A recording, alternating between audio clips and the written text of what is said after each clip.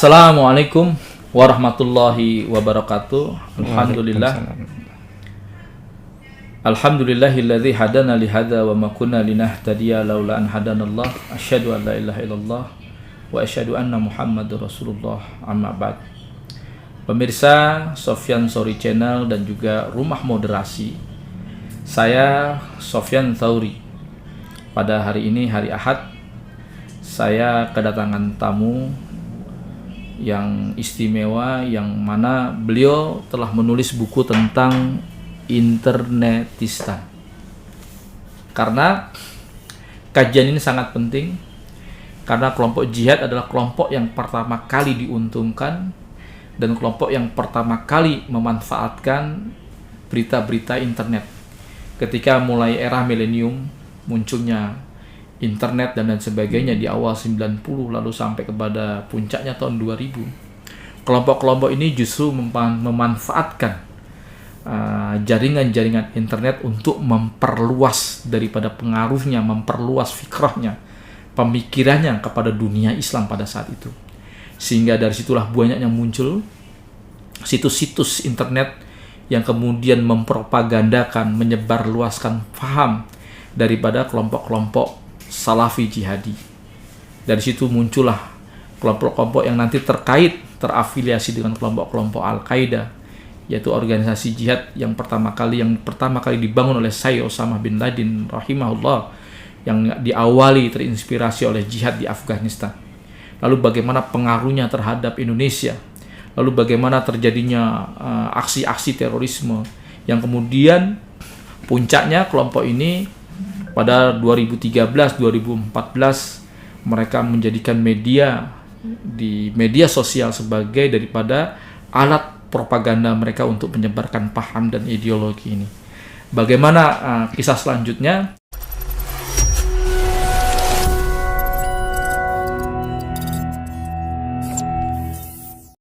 Kita hari ini alhamdulillah kedatangan Akhina Arif Budi Setiawan sebagai penulis daripada buku Internetistan. Bagaimana tentang beliau? Nanti kita akan bincang-bincang dan bicara.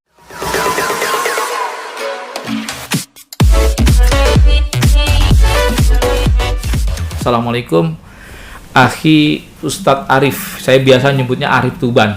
Ya gitu. Kita alhamdulillah 2016 saya sempat nengok antum di Salemba, Lampas Salemba ya, Lembaga Permasyarakatan Salemba.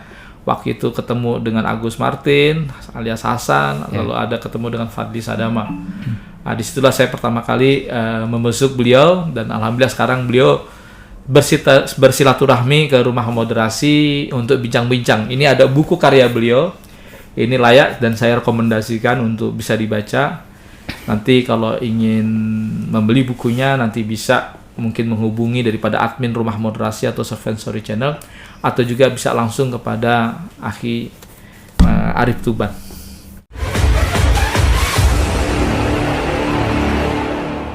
Terkait buku Internetistan Jihad Zaman Now, yaitu sebuah kisah dan refleksi dari seorang mantan narapidana terorisme, yang mana beliau saya sedikit mau cerita gitu.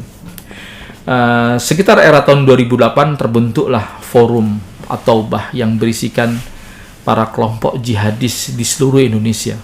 Ternyata gerakan ini, forum ini diadmini pertama kali ternyata berasal dari server yang ada di Malaysia.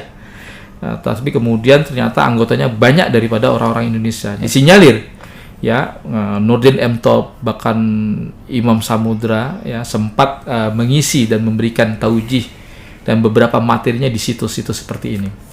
Tapi kemudian setelah tertangkapnya kami tahun 2010 setelah Jantoy Tadrib Askari di Aceh, kemudian ternyata banyak juga admin-admin At-Taubah yang tertangkap di sana, dan kemudian ini justru melahirkan yang namanya Forum Al-Bushra. Jadi Forum Al-Bushra ini merupakan kelanjutan daripada Forum At-Taubah yang pada waktu itu mereka cenderung kepada Al-Qaeda, walaupun dulu belum ada ISIS, tetapi masih ada kontroversi, masih ada perdebatan antara yang agak bernada takfiri dengan ikhwan-ikhwan yang lebih cenderung kepada Al-Qaeda yang terinspirasi dengan gerakan Ikhwanul Muslimin. Nah, beliau Arif Tuban ini ya, Arif Budi Setiawan sebagai pembuat ya, penyusun daripada buku Internetisan, itu ternyata beliau adalah pengganti daripada admin pertama Al-Bushra yang kemudian Akhi Endro ya, yang kemudian dia tertembak di daerah di Kalimantan kalau tidak salah. Bukan, di Poso. Kena di Poso ya? Iya, waktu di Poso. Kena di Poso. Lalu setelah beliau meninggal dunia tertembak oleh Densus 88, kemudian digantikan oleh Bang Arif Budi. Ya, bagaimana kiprah beliau dan sebagainya. Nah, kita dengarkan nih kisahnya. Nih, jadi gimana Bang? Proses antum menjadi seorang admin pada saat itu. Saya rasa tidak mudah menggantikan orang yang sudah tertembak oleh Densus 88 menjadi musuh negara. Anda menggantikan hal itu, dan itu bukan tanpa resiko. Nah, ini motivasinya gimana tuh? Sampai kemudian Anda sebagai terpilih menjadi pengganti admin tersebut, dan motivasinya apa? Dan bagaimana Anda bisa tertarik dengan gerakan-gerakan seperti ini? Dan yang keempat, pertanyaan saya, sejauh manakah efektivitas daripada penyebaran ideologi dan paham ini di era internet, karena kita merasakan betul bahwa puncak kejayaan kelompok ini adalah memang tahun 2008, 2009, 2010 sampai 2014. Bagaimana kita bisa mengemas situs-situs jihad itu begitu cantik, kemudian materi-materinya begitu lengkap sehingga kita bisa mendapatkan banyak pengikut pada saat itu di seluruh Indonesia. Gerakan jihad menjadi gerakan yang primadona, dicari-cari orang terkait paham dan ideologinya. Ini saya mau tanya nih, pertanyaan yang pertama tadi. Gimana ceritanya Anda bisa jadi terpilih menjadi ini? Silakan, Akhi Arif. Ya, bismillahirrahmanirrahim. Tentu sebelum masuk ke dunia forum jihad itu, saya juga ada di aktif juga di gerakan di lapangan juga kan sebenarnya. Justru sebenarnya menjadi aktivis di forum jihad itu adalah jadi bareng ya, maksudnya bersamaan pada waktu itu. Tapi lebih aktifnya memang ketika ada Al-Bushra itu memang saya mulai aktif karena total lah di situ ya. Karena saya menjadi teman curhatnya Arif Wicaksono SG atau alias Hendro itu tadi yang menjadi admin pertama Al-Bushra itu, ketika dia punya gagasan mau membuat forum lagi. Teman diskusi sebelum mendirikan forum itu saya, gitu kan. Jadi kita chatting di Yahoo Messenger. Sebelumnya Anda udah kopi darat dengan dia? Sampai dari sejak saya bertemu dari saya mengenal dia tuh dari awal akhir 2009 ya, saya mulai kenal dia di Facebook. Tapi saya baru ketemu dia itu 2011. Baru ketemu langsung kopi darat tuh waktu iya. Oh, udah sempat berapa kali ketemu ya? Saya datang ke Kalimantan sekali, terus dia juga pernah datang ke Jawa sekali. Jadi pertama kali saya yang ke Kalimantan tahun 2011. Gitu. Jadi selama ini kita ya telepon gitu, belum pernah ketemu, tapi karena saya ketika dia mau mendirikan Al-Bushra itu kan rencana itu juga salah satunya saya yang diajak diskusi, kemudian saya mendukung itu. Pada saat itu ketika dia mengatakan awal 2010 mau mendirikan forum itu kan, saya ada di posisi kecewa dengan gerakan lapangan nih. Karena kenapa Anda kecewa? Ya, jadi saya kan termasuk yang mengirimkan beberapa personel untuk ikut di Aceh ada, kemudian yang ikut di kelompok Medan itu juga ada. Nah, ketika pada waktu itu Aceh sudah terbongkar gitu, dengan mudahnya terbongkar gitu pada waktu itu. Terus ditambah lagi semakin kuat lagi kecewaan itu setelah peristiwa CIMB yang kemudian ternyata orang-orang yang katanya waktu mereka minta tolong untuk mengirimkan orang katanya untuk pelatihan perang kota kan pada waktu itu ternyata digunakan hanya untuk ngerampok gitu, untuk HI gitu kan. Jadi saya sebenarnya agak kecewa itu. Terus saya mau fokus membantu teman saya ini di forum Al-Bushra. Sejak saat itulah saya menjadi teman diskusi dia, teman curhat dia, bagaimana memajukan forum Al-Bushra. Pada waktu itu saya masih sebagai member aja pada waktu 2010 sampai 2000. Saya membantu membuat beberapa artikel, mendiskusikan beberapa gagasan yang kemudian eksekusi oleh dia disampaikan ke forum, menjadi karya-karya atau menjadi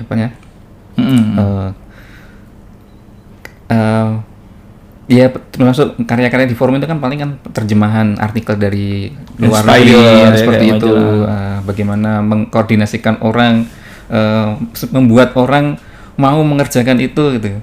Kadang dunia forum itu kalau dipikir ini apa ya, kok bisa gitu orang itu nggak pernah ketemu hanya karena kesamaan punya Visi. pemikiran visi itu, jadi visi. mereka mau jadi relawan untuk menerjemahkan artikel gitu kan, menerjemahkan rilisan dari Al-Qaeda, dari kelompok-kelompok jihad di seluruh dunia. Itu semua volunteer, tidak ada yang istilahnya itu nyari dana untuk itu, tidak ada. Itu benar dari pribadi masing-masing, yang kuota internetnya dari sendiri, dan menepati waktu kerja sendiri yang kita tetapkan. Misalnya untuk yang bikin ini 1 minggu atau 2 minggu, itu semuanya bisa tepat, dan itu yang kadang dipikir itu energi yang luar biasa ya. Bisa seperti itu. Dan karya-karya yang diproduksi di Al-Bushra, terjemahan-terjemahan itu yang fenomenal itu mungkin Inspire, itu serial majalah Inspire-nya Al-Qaeda itu tentang bagaimana membuat bom di dapur. betul. Dan yang paling fenomenal itu, dan kemudian sekarang kadang sedih saya kadang lihat itu menjadi barang bukti, itu adalah buku Kurdat, kursus peledakan. Itu saya sering beberapa kali peristiwa penangkapan itu barang buktinya adalah itu. Itu kan terjemahan dari karyanya saya Abu Habab Al-Misri, profesor ahli bahan peledaknya Al-Qaeda gitu kan. Itu diterjemahkan juga ya. Diterjemahkan. Aslinya kan explosive course gitu kan. Jadi kita artiskan menjadi kursus peledakan yang belakangan dimodifikasi oleh Bahru Naim. Iya, saya lihat berapa di situs-situs mereka itu ada kursus-kursus peledakan seperti itu, dan saya masih simpan itu. Iya. Luar biasa juga itu. Iya. Jadi setelah Hendro tertembak oleh Densus 88 pada tahun 2000 awal ya, 2014 awal Februari kalau tidak salah. Berarti dia sempat memimpin hampir 4 tahun atau 3 tahun lebih memimpin Al-Bushra ini, yang merupakan sebagai kepanjangan. Pada waktu itu Al-Bushra, ya, setahu saya itu masih netral, karena pada waktu itu sudah muncul memang bahkan sebenarnya kita agak terlambat juga mengakomodir daripada keinginan masaih jihad di dunia, terutama Syekh Osama, yang ternyata sejak tahun 2010 mulai mengkhawatirkan adanya kelompok-kelompok jihad yang membangun akwalnya, pendapat-pendapatnya dengan pendapat-pendapat yang mutasyadidah, pendapat-pendapat yang gulu, ekstrim, bahkan cenderung khawarij. Makanya kemudian muncullah tentang dia meminta kepada Syekh Abu Yahya Alibi agar membuat bantahan terkait dengan tatarus. Masalah istismata itu, tatarus itu, bom bunuh diri itu agak dipersempit ininya, karena terbukti membuat mudarat, bahkan membuat gerakan jihad itu menjadi tertuduh gitu. Banyak darah yang tertumpah daripada kaum muslimin ketika aksi-aksi bom serampangan tersebut menimbulkan korban daripada kaum muslimin. Dan itu kata Syekh Osama, kita tidak saja bertanggung jawab di hadapan Allah terhadap darah yang tertumpah, tetapi juga kita menanggung taswiyah dan tasawur gambaran Islam yang buruk gitu. Jadi kita sedang berkampanye gitu. Nah ini yang kemudian ini dievaluasi, terutama Syekh Osama ternyata memandang perlu adanya evaluasi di bidang media, karena secara nggak langsung kayak cabangnya yang diterbitkan oleh Al-Furqan, Al-Fajr yang merupakan sayap media daripada kelompok ISI waktu itu masih Islamic State of Iraq atau Al-Qaeda fi Biladi Rafidain. Itu ternyata banyak menampilkan tampilan-tampilan yang sadis, yang merah, orang dipenggal, digorok sebagainya. Itu mengerikan menurut saya itu. Dan ternyata itu banyak isi teguran-teguran dari Syekh Osama. Ternyata saya baru sadar bahwa ternyata gerakan jihad itu tersusupi oleh paham-paham takfiri. Nah, awalnya Al-Bushra ini kan netral. Lalu tiba-tiba kok jadi ISIS gitu. Ini apa? Ini Anda bisa ceritakan nih, karena dia agak-agak ramai juga pada waktu itu. Ini mudah-mudahan pemirsa juga banyak mendengar masalah ini terkait carut-marut. Akhirnya kok Al-Bushra juga jadi partisan ikut pada kelompok ISIS. Anda bisa ceritakan nih awal ceritanya sampai antum tertangkap saat itu bagaimana?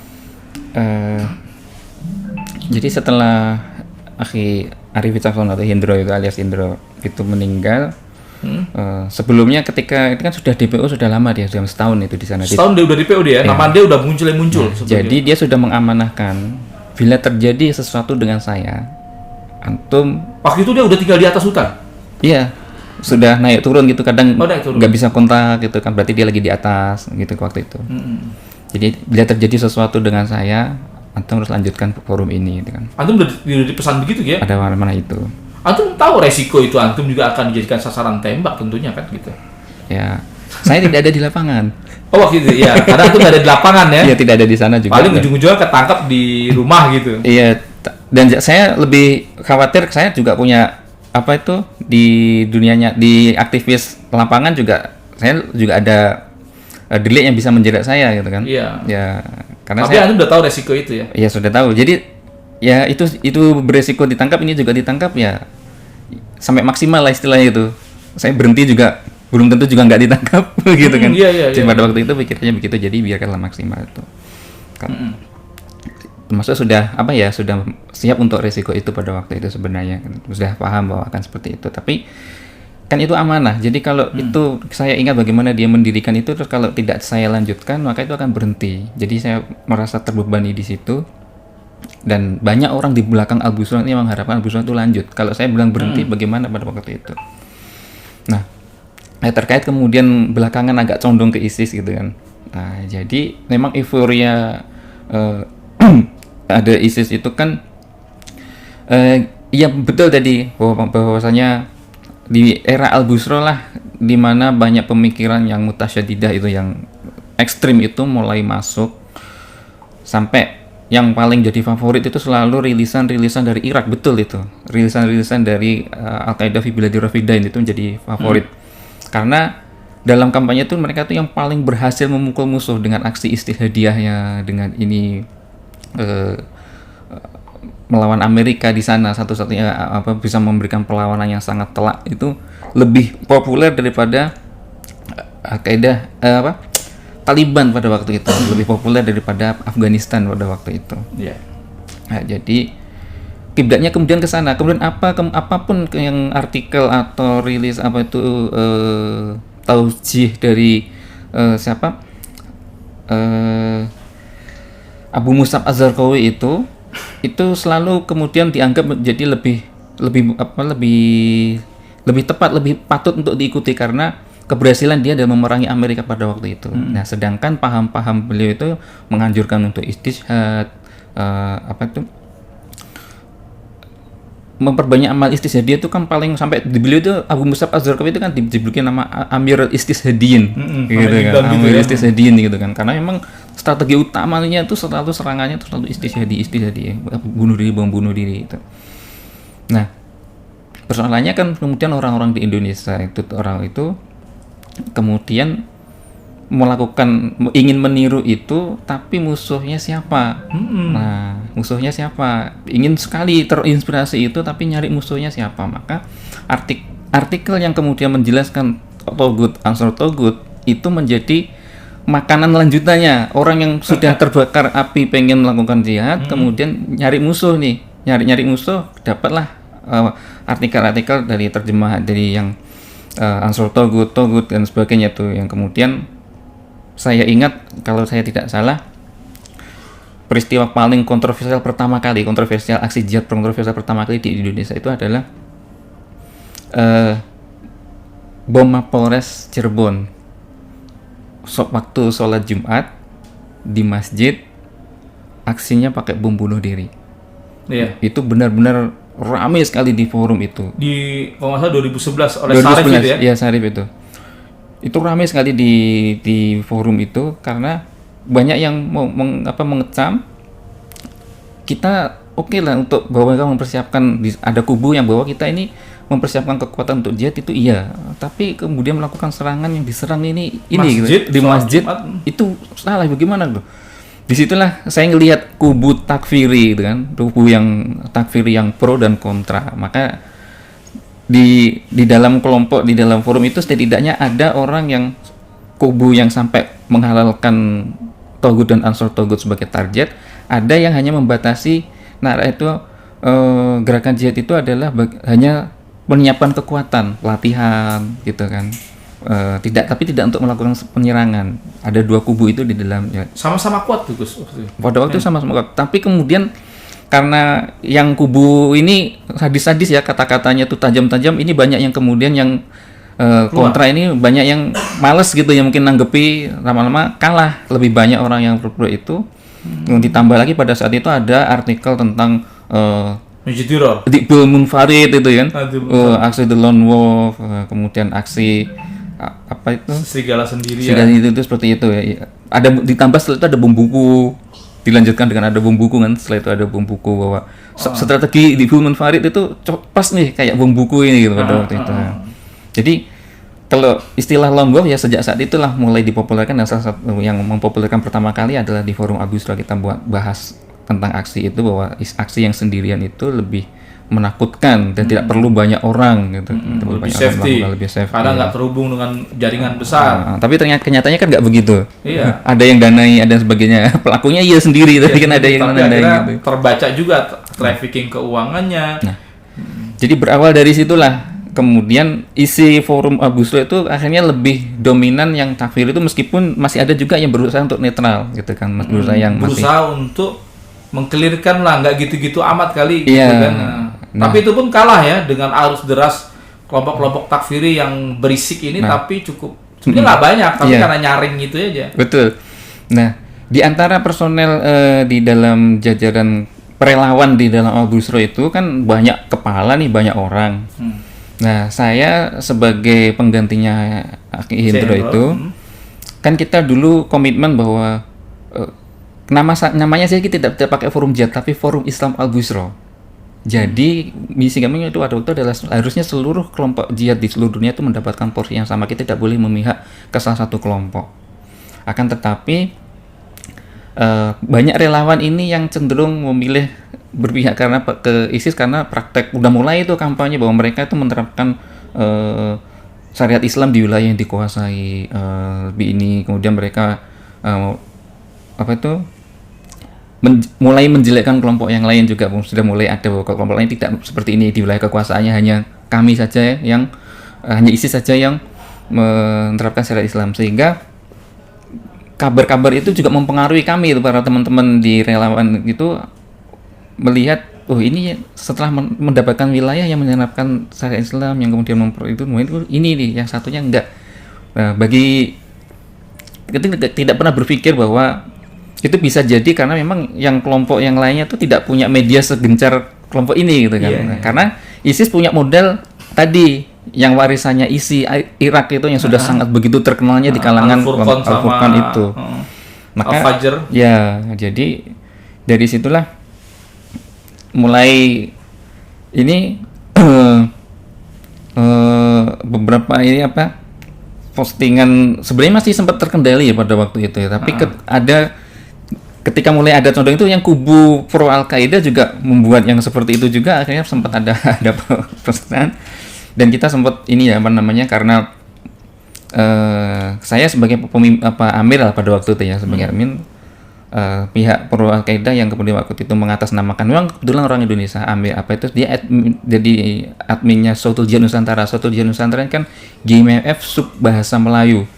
Nah, dia merilis sepihak mengatasnamakan Sautul Jihad Nusantara untuk membela Al-Qaeda atas tuduhan ISIS itu kan.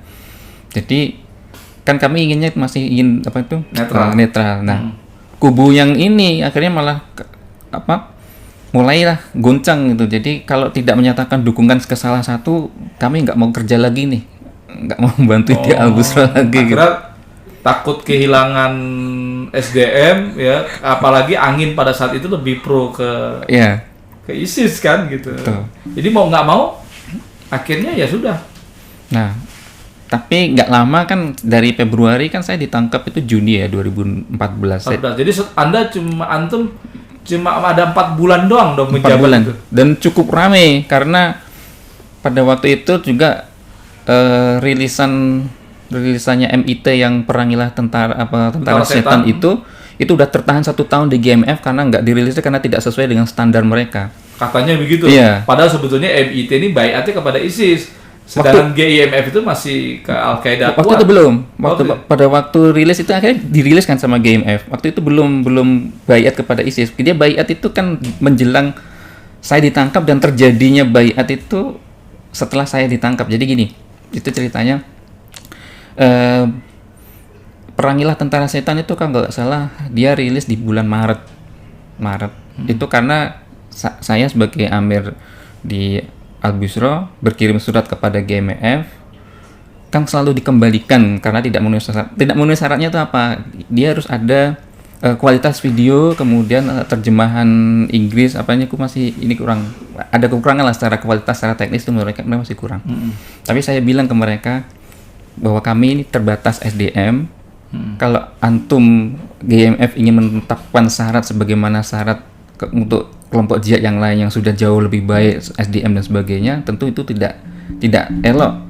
Kalau kami disamakan dengan mereka, kami ini ibarat anak SD tapi antum menggunakan penilaian standar anak SMA, jadi nggak bisa. Nah, itu akhirnya akhirnya naik juga itu kan naik. Nah, naik di itu kan bersamaan dengan mulai guncang itu, setelah itu baru mulai apa namanya tadi itu keguncangan ISIS sudah mulai ini, kemudian ada satu pihak yang pasti saya ingat benar itu setelah rilis itu baru ada permasalahan antara Sautul Jihad Nusantara dengan teman-teman pro ISIS itu pada waktu itu. Akhirnya sejak itu di masa antum udah mulai sudah pro ke ISIS itu ya, karena ada permasalahan dengan Sautul Jihad Nusantara itu gitu. Iya. Dan akhirnya karena kecerobohan, adanya semacam klaim sepihak ya kan, akhirnya mau nggak mau menjatuhkan pilihan kepada ISIS pada saat itu dong. Secara resmi kita tidak menjatuhkan pilihan itu, tapi iya sih, jadi lebih harus jatuh kepaksa untuk membela salah satu. Iya. Betul. Dan kebetulan juga supporter daripada Al-Bushra pada saat itu memang udah banyak juga yang cenderung kepada ISIS, walaupun sebetulnya pemikirannya belum takfir amat, artinya belum ada wuduh hurriyah, kejelasan identitas manhaj jihad itu seperti apa. Tapi nggak mau ya, aktif-aktif yang memang masih jihad murni pada saat itu akhirnya juga jadi takfiri juga karena begitu masifnya. Di Al-Furqan, kemudian di situs jihad semacam Al-Fajr sebagai sayap media isi, akhirnya mereka makin jelas bahwa mereka cenderung kepada manhajnya ISIS. Dan ini kemudian oleh Syaiman udah dijelaskan bahwa ini ada 2 manhaj jihad. Satu adalah manhaj yang memang dia berantusias berjihad bersama kaum muslimin, bergabung dengan kaum muslimin. Sang satu lagi dengan manhaj yang gampang mudah mengkafirkan. Nah, kita akan bahas itu setelah satu ini.